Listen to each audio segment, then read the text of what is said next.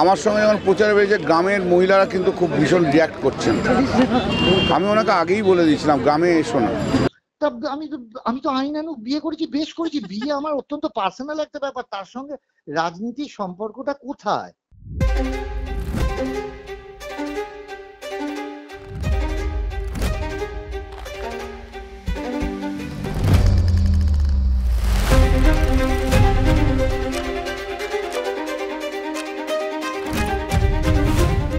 বিয়ে করে বিড়ম্বনায় কাঞ্চন।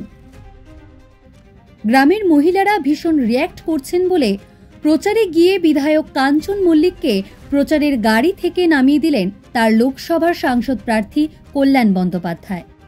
মনমরা কাঞ্চনকে দেখা গেল কল্যাণের প্রচার ছেড়ে বেরিয়ে যেতে। প্রতিদিনের মতো বৃহস্পতিবার সকালে কোন্নগরের স্টেশন রোডে তৃণমূলের পার্টি অফিসের সামনে থেকে প্রচারে বেরিয়েছিলেন শ্রীরামপুরের 3 বারের বিদায়ী সাংসদ কল্যাণ বন্দ্যোপাধ্যায়। উদ্দেশ্য কোন্নগর নবগ্রাম পঞ্চায়েত এলাকায় নিবিড় জনসংযোগ চালানো। হুটখোলা গাড়িতে আরও কয়েকজনের পাশাপাশি কল্যাণের সঙ্গেই ছিলেন উত্তরপাড়ার তৃণমূল বিধায়ক তথা অভিনেতা কাঞ্চন।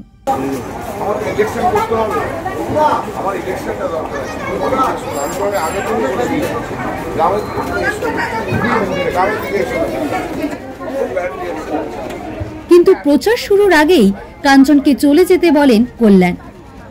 বিধায়ক ছাড়াই কেন প্রচারে যেতে চাইলেন তিনি? দেখো, উনি মনক্ষুণ্ণ হয়েছেন কি মনক্ষুণ্ণ হননি আমি জানি না। এর আগেও ওনাকে নিয়ে প্রচারে আমি বেরিয়েছিলাম।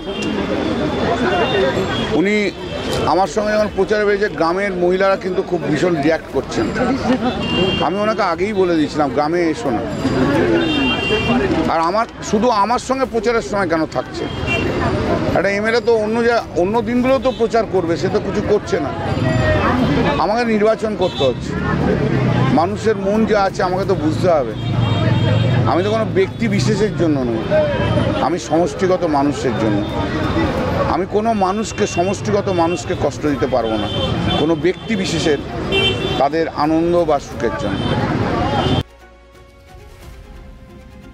তৃণমূল বিধায়ক কাঞ্চন মল্লিক সম্প্রতি 3য় বিয়ে করেছেন, জানিয়ে জল ঘোলা হয়েছে প্রচুর। এবারে লোকসভার প্রচারে বেরিয়েও বিড়ম্বনায় কাঞ্চন।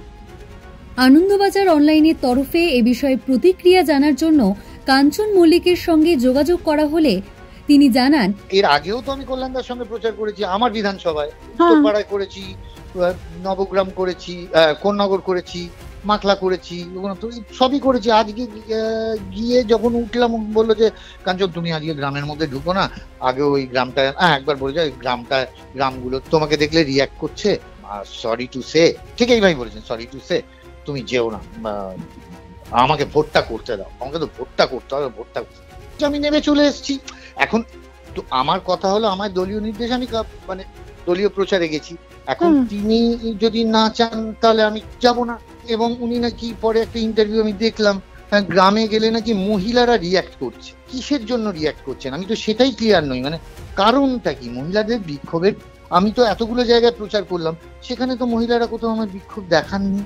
আমি সত্যি ধরে নিচ্ছি যে আমি লাস্টে একটা কথা উনি বললেন যে আমি তো সমষ্টিগত দেখতে হবে, কারোর ব্যক্তির সুখ কি আনন্দের জন্য তো আমি এটা করতে পারি না। তা সুখ আনন্দটা বুঝতে পারলাম না। এবং এটা যদি আমার বিবাহ হয়ে থাকে কারণটা, তা আমি তো আইনানুগ বিয়ে করেছি, বেশ করেছি। বিয়ে আমার অত্যন্ত পার্সোনাল একটা ব্যাপার, তার সঙ্গে রাজনীতির সম্পর্কটা কোথায়? মানে আমি তো 400 মাইলের মধ্যে কোনো সম্পর্ক নেই। এবং আমি মানে এর জন্য তো আমি বিয়ে করার জন্য তো আমি আমার বিধানসভার গ্রামের মহিলাদের কাছে সাহায্যও চাইতে যাইনি, কাউকে উলু দিতেও বলিনি, শাঁখ বাজাতেও বলিনি।